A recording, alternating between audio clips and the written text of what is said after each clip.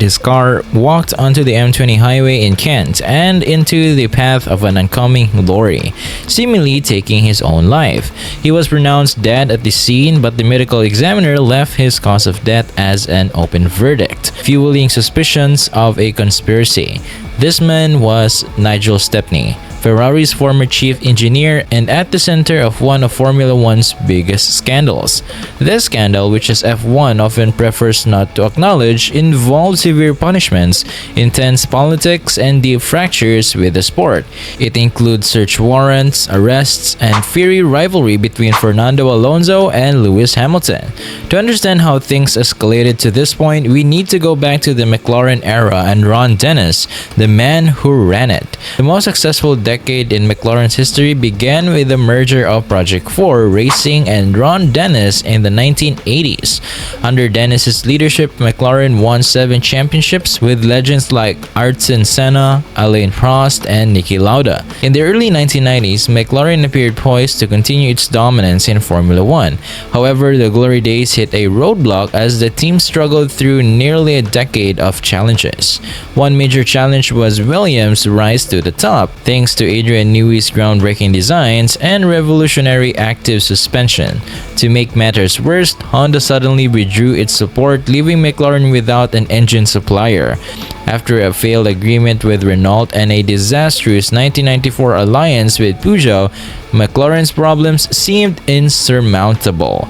The situation improved in 1995 when McLaren formed an alliance with Mercedes, and David Coulthard's victory in Australia in 1997 marked the beginning of a turnaround. With Adrian Newey joining in 1998 and 1999, McLaren won 2 consecutive Constructors' Championships. However, these would be their last for many years as Ferrari, Renault, and Fernando Alonso began to dominate their sport. In 2006, McLaren suffered a major setback when Adrian Newey left for Red Bull. With pressure mounting and other teams racing ahead, Ron Dennis needed a competitive car and a stellar driver lineup to restore McLaren's former glory. The team secured Fernando Alonso, a 2-time world champion and Michael Schumacher's nemesis, and Lewis Hamilton, one of the sport's brightest talents. This combination seemed promising, but unforeseen interference would disrupt their plans. Enter Nigel Stepney, Mike Coughlin, Trudy Coughlin, and an unsuspecting photocopying shop employee.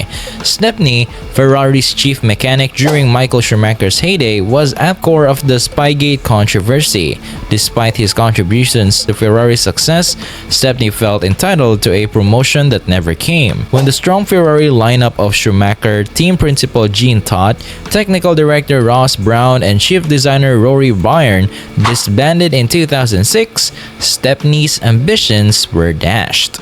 In response to his frustration, Ferrari offered Stepney a new role as a head of team performance development, effectively sidelining him.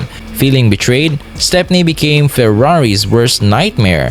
He broke into the Ferrari factory and stole 780 pages of sensitive documents containing schematic drawings, technical reports, pictures, and financial information for the 2017 Ferrari car.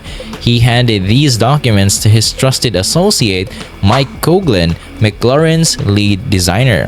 Their plan unraveled when Trudy Coughlin took the documents to a copy shop to scan them into 2 CDs. The clerk, a die-hard Ferrari fan, noticed the iconic prancing horse emblem on every page. Sensing something was amiss, he googled Trudy's name and discovered she was Mike Coughlin's wife. Suspicious of their actions, he reported the incident, leading to the exposure of one of the biggest scandals in Formula One history. The lead designer McLaren's Formula One team, Mike Coughlin, became embroiled in this scandal. After the clerk discovered the suspicious documents, he used Google to find Stefano Domenicali, the Ferrari sporting director. "Dear Mr. Domenicali," the clerk typed, revealing the peculiar story of the woman who had what seemed to be highly classified while checking his email. Trudy Coughlin received the 2 copies of CDs a few days later and, under Mike's instructions, destroyed the originals to eliminate evidence. But the damage had already been done. The situation became even more intriguing as Nigel Stepney has been suspended by Ferrari a month prior. Recently, Italian police began investigating Stepney for allegations of sabotage and espionage, which Stepney vehemently denied. However, these allegations would follow him for the rest of his life.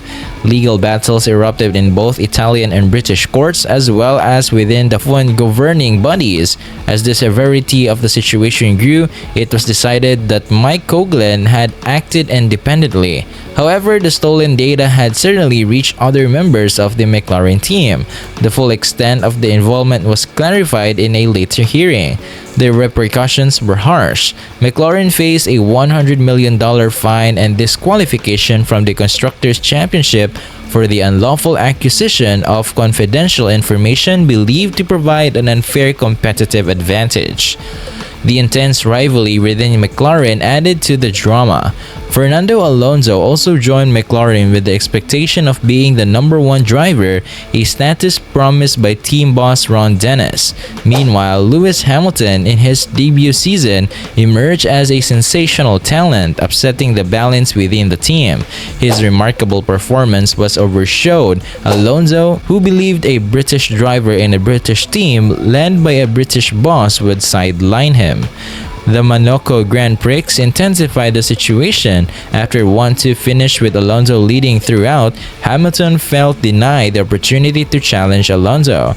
The Hungarian Grand Prix later that summer brought more tension. During qualifying, Hamilton reneged on an agreement to let Alonso pass, ruining Alonso's chance at the pole position. In retaliation, Alonso delayed his pit stop, blocking Hamilton and causing a significant delay. Ron Dennis was furious and Alonso received a 5-place grid penalty. The tension peaked on August 5th when Alonso confronted Dennis in his motorhome, reportedly threatening to expose incriminating email exchanges involving McLaren's test driver Pedro de la Rosa and Mike Coughlin to the FIA. Max Mosley, the FIA president, recounted how Dennis initially downplayed the threat, assuring him there was no substance to it. Mosley pressed Dennis on the matter, emphasizing the severity of the situation. Alonso's threats were not empty. On September 5, 2007, the FIA declared that new evidence had emerged, prompting a reopening of the case on September 13th. The new evidence included driver emails sent to Bernie Ecclestone, F1 commercial rights holder. Alonso had followed through on his threats, leading to FIAs to summon Alonso, De La Rosa, and Hamilton, promising them immunity if they were transparent. On September 13th, the pivotal hearing took place. McLaren stakeholders waited in cold anticipation for the decision, which would come as a shocking blow to the team.